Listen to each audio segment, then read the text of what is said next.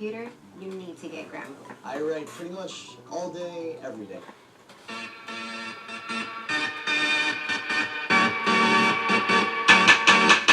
You say that I'm messing with your head. All because I was making out with your friend. Love hurts, whether it's right or wrong. I can't stop, cause I'm having too much fun. You're on your knees, begging, please stay with me. But honestly, I just need to be a little crazy. All my life going good, but now, oh, thinking what the hell. All I want is to mess around, and I don't really care about if you love me, if you hate me, you can save me, baby, baby. All my life going good, but now, oh, what the hell? How? So what if I go out on a million dates? You never call or listen to me anyway. I'm not rage and sit around and wait all day. Don't get me wrong, I just need some time to play. Yeah, you're on your knees, begging, please stay with me. But honestly, I just need to be a little crazy. All my life going good, but now, oh, thinking what the hell. All I want is to mess around, and I don't really care about if you love me, if you hate me, you can save me, baby, baby. All my life going good, but now, oh, what the hell? La la la la la, whoa, whoa. La la la la la, whoa, whoa. You say I'm messing with your head, boy. I'm messing with your head, yeah. I'm messing with your head, I'm messing with you, and all my life going good, but now, oh, thinking what the hell? All I want is to mess around, and I don't really care about that. All my life going good, but now, oh, thinking what the hell? All I want is to mess around, and I don't really care about me. Love me, if you hate me, you can save me, baby, baby. All my life going good, but now, oh, what the hell? La la la la la la la la la la la. Hey, what's up, you guys? Sound like 124 here. Welcome back to GSA Forever. That song is called What the Hell by Avril Lavigne off her... I don't even know what album that's off of. But she also has a single of that song called What the Hell, and that's the version that I have. Let me just... Oh boy. Yay, we're starting them tomorrow, next week. So, we are continuing the book, The Nerd, the Niall Hornady, the Niall Liam story. I'm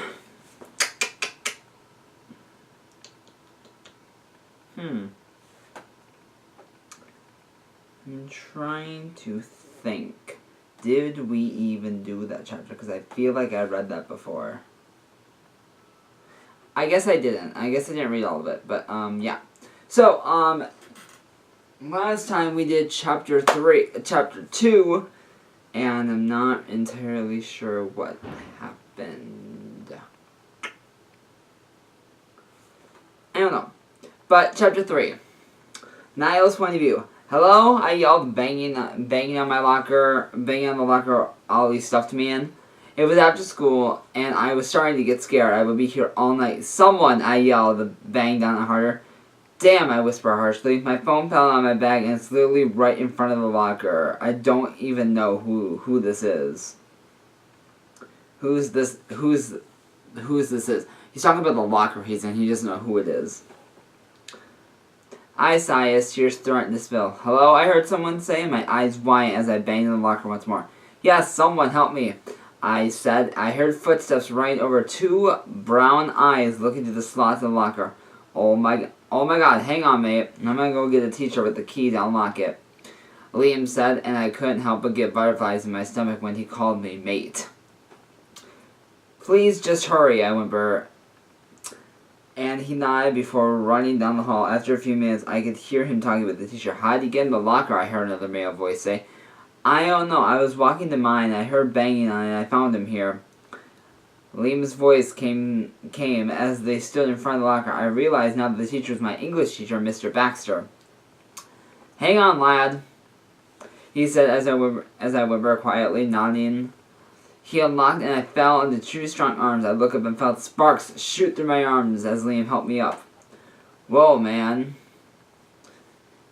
He laughed as I backed away from him and fixed my glasses on my nose. Then he spotted my phone and quickly picked it up.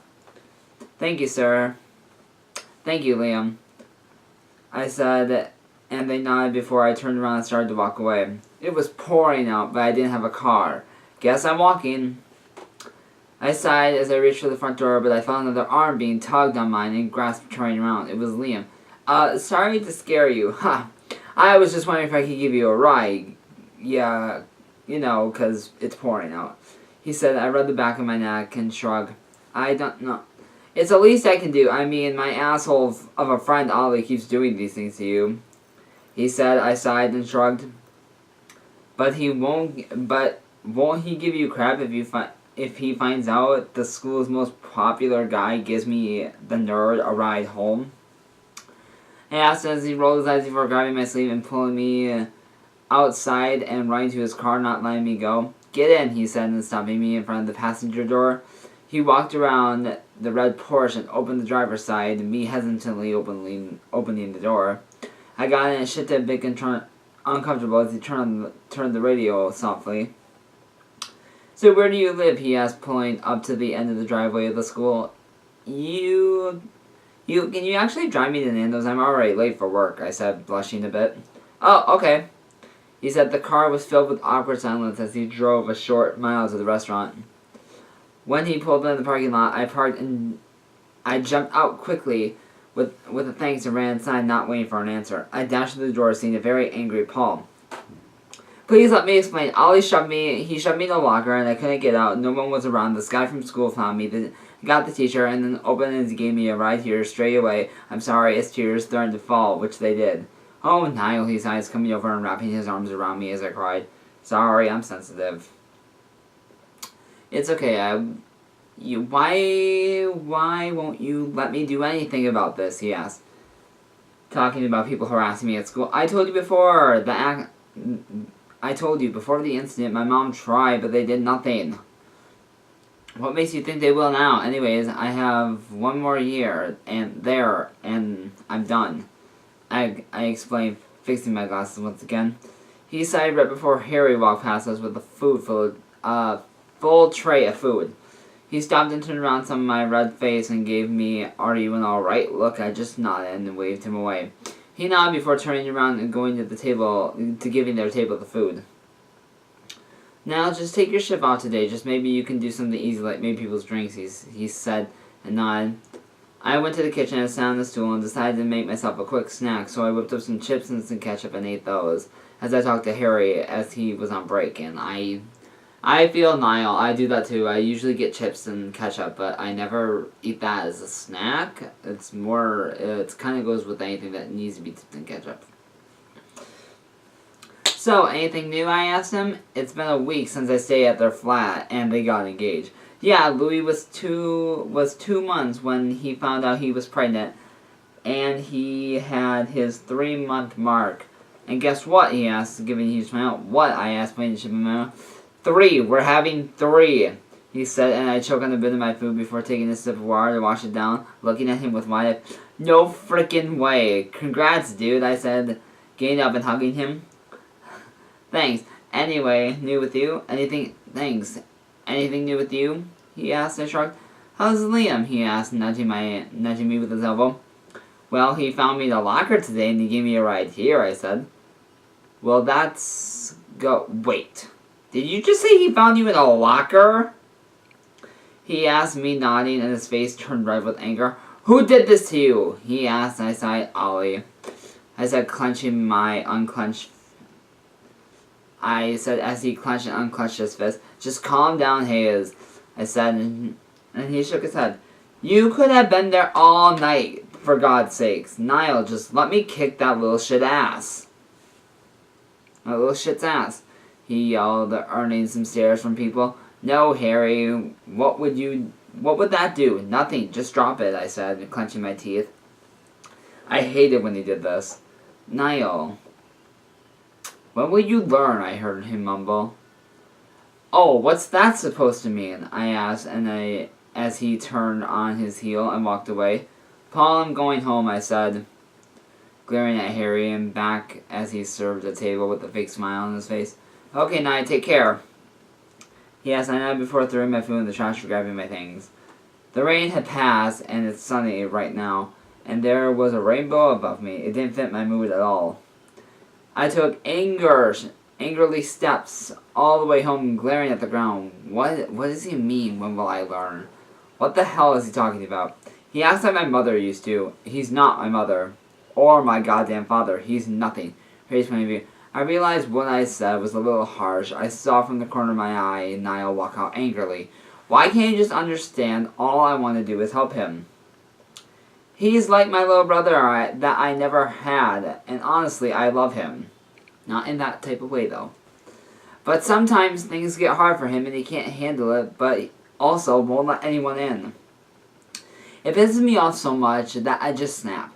I sigh and drove home in complete silence. When I arrived at Louie and I's flat, he greets me with a hug and a sweet kiss to my lips. Hey, baby, I said as he looked at me and rested his hand on his small bum. Hey, how was work? He asked, and I shrugged. Okay, I guess, wrapping my arms around his waist, and he wrapped his around my neck loosely. He looked into my eyes and pressed his lips to a line. No, it wasn't. Something's obviously bothering you. Tell me, he said, resting his forehead against mine. I sighed and looked down before meeting his eyes again. It's Niall. He got shoved into a locker today after school. He could have been there all night, Lou. If it wasn't for that Liam kid, I just want to help, but he won't let anyone in, I explained, and I sighed and nodded. Maybe if you give him a little more time, he will, he said, and I shook my head. I don't think he ever will. He's just gonna bottle everything up until he just explodes with either anger or sadness. I can't let that happen. I won't. He's like my little brother, and I feel like I have to protect him, I said, looking into his eyes. The best thing you can do right now is give him some space. He's also in love with someone, and he doesn't know if he's gay, bi, or straight. And that's hard to deal with. He just has a lot on his mind right now, so just let him be. He'll come around eventually. He explained, cupping my face and rubbing my cheek with his thumb. His sigh and smile. You're right, I should probably apologize for yelling at him earlier, I said. You can do it tomorrow. Now come cuddle with me, he said, pulling away and taking my hand and pulling me over to the couch in the living room. I laughed a bit as I sat down and he climbed onto my lap. What do you think they'll be? I heard Louis ask as he put his hand on his ever-growing bone. I put a hand over it and shrugged. I don't know, and I don't care as long as they're all healthy, beautiful babies. Then anything will be okay with me, I said, rubbing small circles with my thumb on it. He turned his head and smiled at me. How did I ever get so lucky to have you? He asked. I shrugged. I should be asking you the same. You're honestly amazingly beautiful, I said, cupping his face with my hands as he blushed.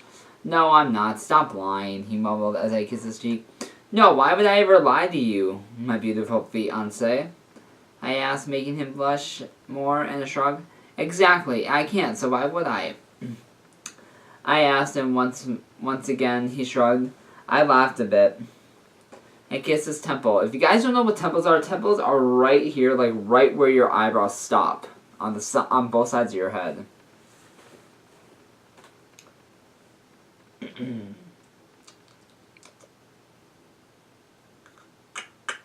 I really do love you, you know that, he asked. And I nodded. And I really do love you, and the babies, I said, continuing to rub small circles on some Naya's point of view. I got home, my dad wasn't here. I walked into the kitchen and saw a note written with drunk handwriting. I won't be back until tomorrow, was all it said. I sighed and crumbling it up, tossing it in the trash. I went to my room and threw my bag on the bed before taking my shoes off and putting them in the corner of my clean room. I like to keep it clean because it's my space and the rest of the house is a mess. I changed into some sweatpants and decided against a shirt as it would be hot in here, as opening the window allowing a night breeze to blow open the curtains. I grabbed my homework and I had to do it, sitting at my desk. I finished quickly. It was easy for me, and then I did Ollie's, which he threw at me before putting him in a locker. I did that just as fast before looking at the clock. 10 p.m. I sighed, taking off my glasses, rubbing my eyes until I saw these shapes and colors, then ran my hands across my face. I got up from my desk chair, putting my glasses back on, and walked to my dressing room, grabbed some clean boxers, then walked to my bathroom. I grabbed a towel, turned on the water, waiting for it to heat up. Once I got in, I washed my hair and my body. I noticed a purplish blue bruise on my hip, and I remember I banged it against the side of the locker I was in. I sighed and ran fingers over it, and flinched as it hurt. I sighed before shutting the wire off and stepping out. I dried myself and put on clean boxers before getting into bed. It was still a bit hot, so I threw a thin blanket over me. No matter how hot it was, I always had to sleep with a blanket on me for some reason. I took a deep breath and turned on my side, thinking about everything bad that had happened to me the past year. And coming to a conclusion that nothing good will ever come anytime soon. So, that is the end of this chapter.